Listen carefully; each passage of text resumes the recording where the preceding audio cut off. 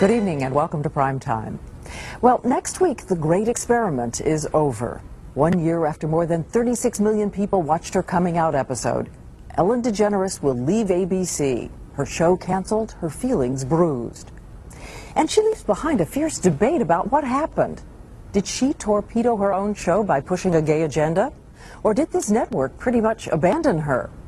And what, if anything, does this say about America's view of what is just too gay?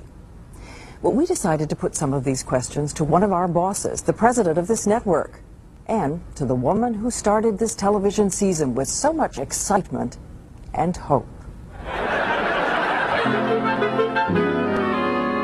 Ellen, what's taking so long?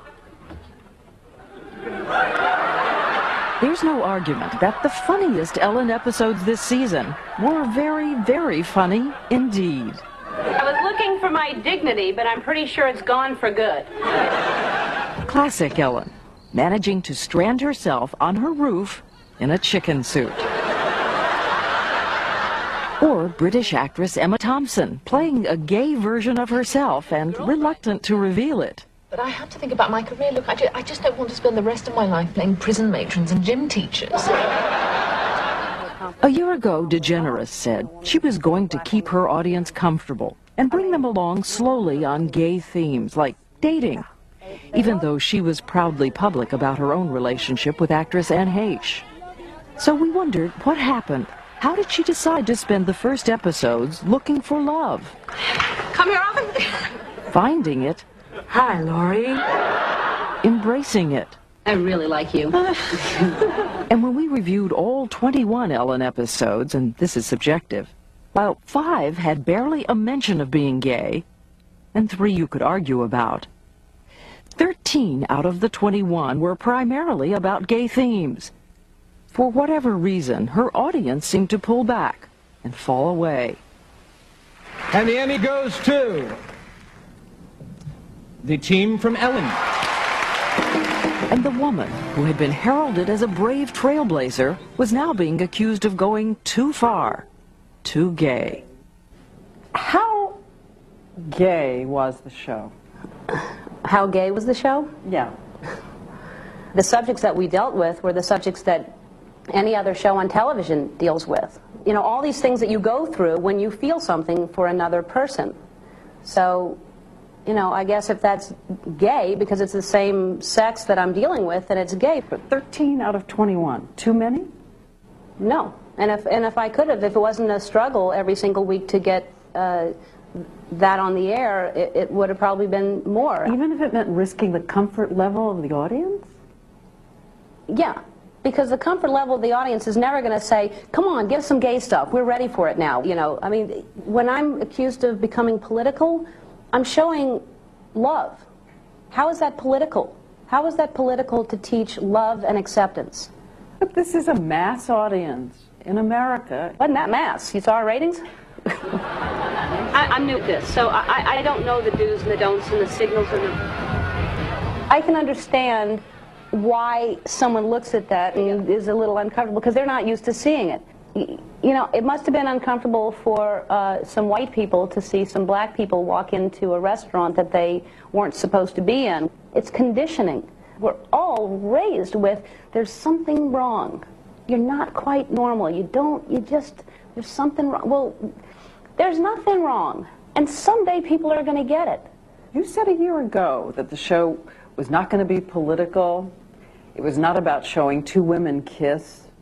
And I meant every word I said. I didn't have some agenda. I didn't think I'll just sneak this in and then wait until then I'm going to be as gay as possible. I've been thinking about the whole moving in thing. It's scary, I know, I'm scared, but let's just take a deep breath and jump off the cliff like Butch and Sundance, you know? I'm pretty sure there were a couple, too. What changed? I changed. I grew up, because when I talked to you last year, I didn't even realize the internal homophobia and the shame that I was still dealing with. I thought, if I just say the words, I'm gay, if I just do that, that's going to be enough. I mean, just to give you an idea, I'm on vacation with Anne. She went to grabbed my hand to hold my hand, and I pulled away, and I said, you know, I don't want to do this in public. Now, meanwhile, that same week, I'm on the cover of Time magazine, big picture of me, yep, I'm gay. But I'm not going to hold my girlfriend's hand in public. Over the summer, I all of a sudden realized you can't just come out and then go back in the closet and not show anybody anything. And the decision was strengthened, she says, by the mail, which made it clear every show she did could help someone live. I would just like to thank you again for giving me the courage to be true to myself and letting me realize that I'm not a nasty, sick person. I told my parents when I was in high school I would get teased and threatened on a daily basis. Throughout my 4 years in hell, I was known as dyke queer. Courage and pride in myself that I have found from watching you is so wonderful to feel for the first time in my life. So you made a decision you'd rather be a pioneer than be renewed? Yes. If I just had this 1 year of doing what I did on television, I'll take that over 10 more years being on a sitcom and just being funny.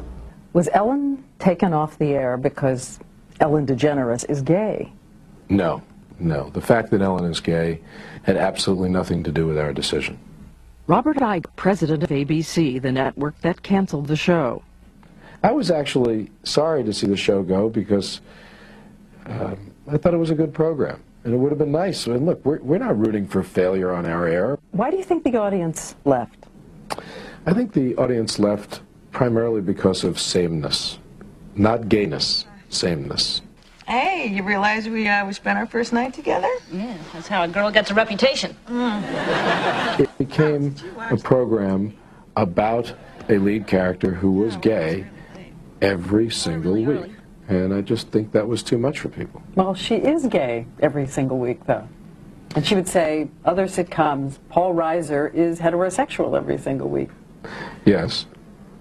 I mean, Jerry Seinfeld's character in his program is a heterosexual male. Now, I think when you watch the program, you have a sense every week that he's a heterosexual male. But the theme of each program isn't that he's a heterosexual male. I'm very interested in sleeping with you. Believe me, I'm, what's the biggest number? Probably 800 and something? That's how interested I am.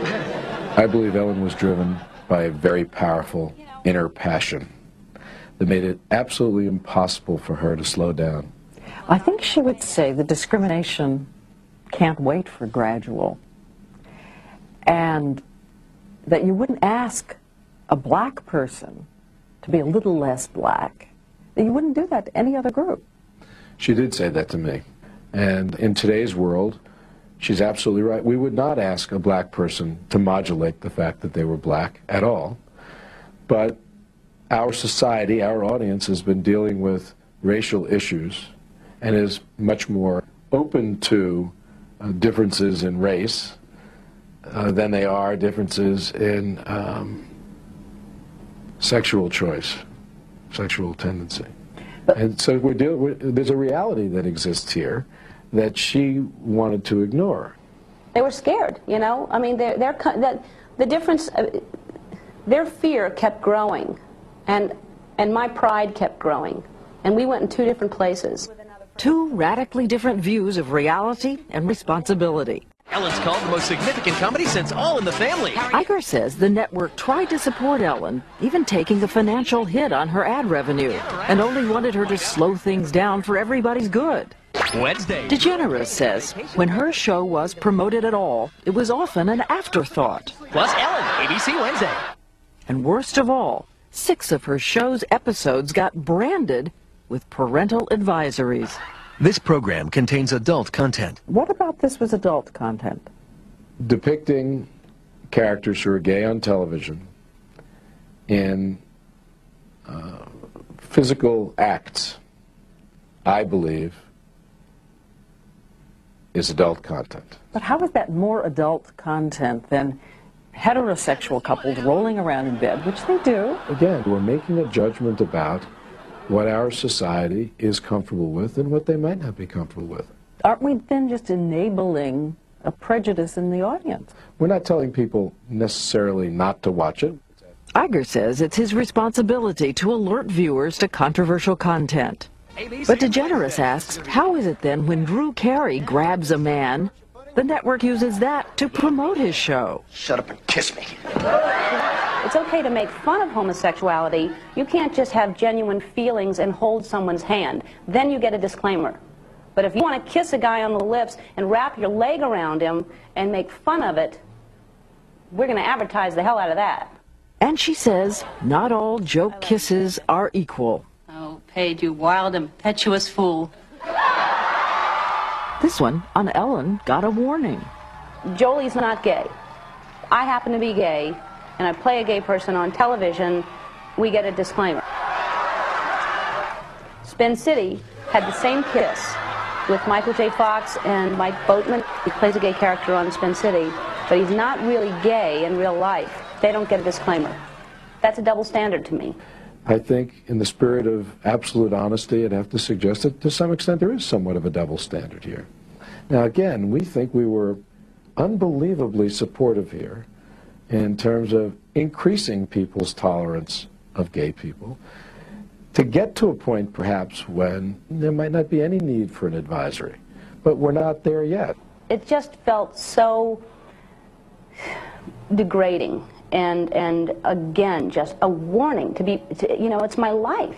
It's how I live my life. I love someone, and because of who I choose to love, I get a warning label. But it was not only the network that had problems with her show. Even some of the gay community said Degeneres had gone too far. She says that really hurt. Ouch. Elton John. Every program now is about lesbianism. Shut up, just be funny. You know, my sexuality is not such a big deal to me. Chastity Bono. It's so gay, it's excluding a large part of our society. You know, I don't know. I don't want to attack them. It hurts, and you know, in my house I have things to say about them, but I wouldn't do it publicly, which is what I wish they wouldn't have done.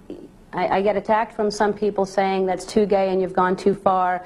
I get letters saying I was going to kill myself, but because of you I didn't thank you. Which is more important? Not adult content. Watching from the other room, girlfriend Ann Heche, who came to show support. What was the most important thing Ann said to you this year? Could be, will you marry me? And you said? Yes. And you're going to? Of course. We'll be the first ones in line, as soon as it's legal. Children? We talk about it. Lately we've been talking about me having a kid, and if I do that, I'm going to have to do it, you know, like in the next 5 minutes. I'm getting old. Hi! Hi! Heche, whose next movie is a romantic lead with Harrison Ford, says she doesn't want to believe that her relationship with Ellen can put a career at risk. That's not the equation I believe the universe works in. You get rewarded for joy and love. You don't get punished for it.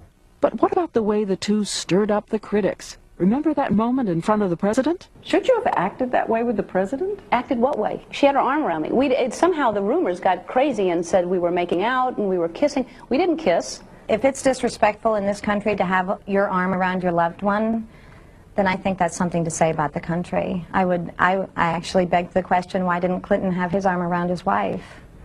It's affection, it's support, it's love, it's how we do it. What would it take to break the two of you up? No, well, that won't happen. Is this still forever, the two of you? Oh, forever and ever. I just got another ring. I think every year we should add another ring. Take one, marker. But after 5 years on the air, next week, Ellen DeGeneres will leave ABC, the place she acknowledges helped her make history.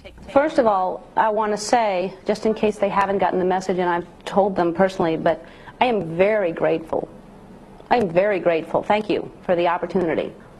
But, you know, if ABC would have come to me and said, look, we love you. We think you're talented. We appreciate all the Emmy nominations you've gotten and all the attention you've gotten us. But you got to understand, this whole gay thing is making us uncomfortable, and we can't deal with it, and we can't handle it. So please come back, because we probably will cancel your show. But please come back, and let's develop something new for you that'll make us feel more comfortable. If they would have done that, I'd come back. If they had said to you, this gay thing is making us uncomfortable, wouldn't you? I'm lying. I'm totally lying. Well, but you understand, I mean, I would have appreciated the honesty of them saying, this is something, honestly, that we can't handle. So was everybody at fault a little?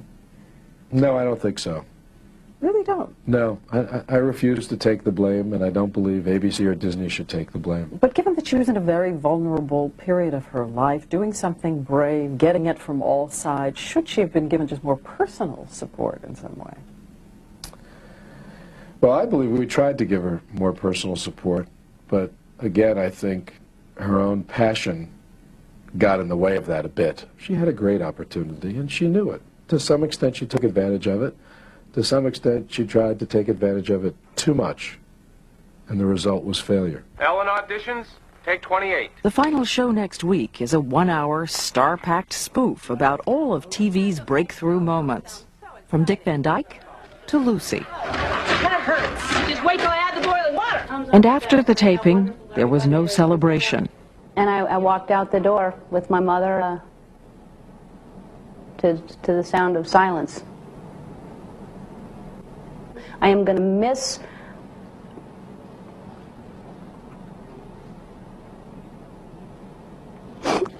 the show.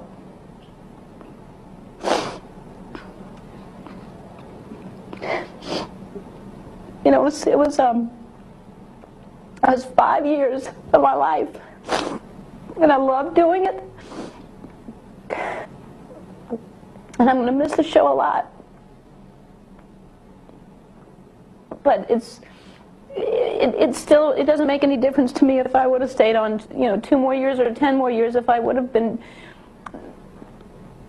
not following my heart and what I think is necessary and what is going to make a huge difference in people's lives. That's more important to me than anything right now. I grew up wanting to be famous. I grew up wanting to be somebody. And then I, all of a sudden, found out that I wanted to be somebody happy. And that was more important than just being somebody. And I am happy. I am so grateful every day. I am so blessed.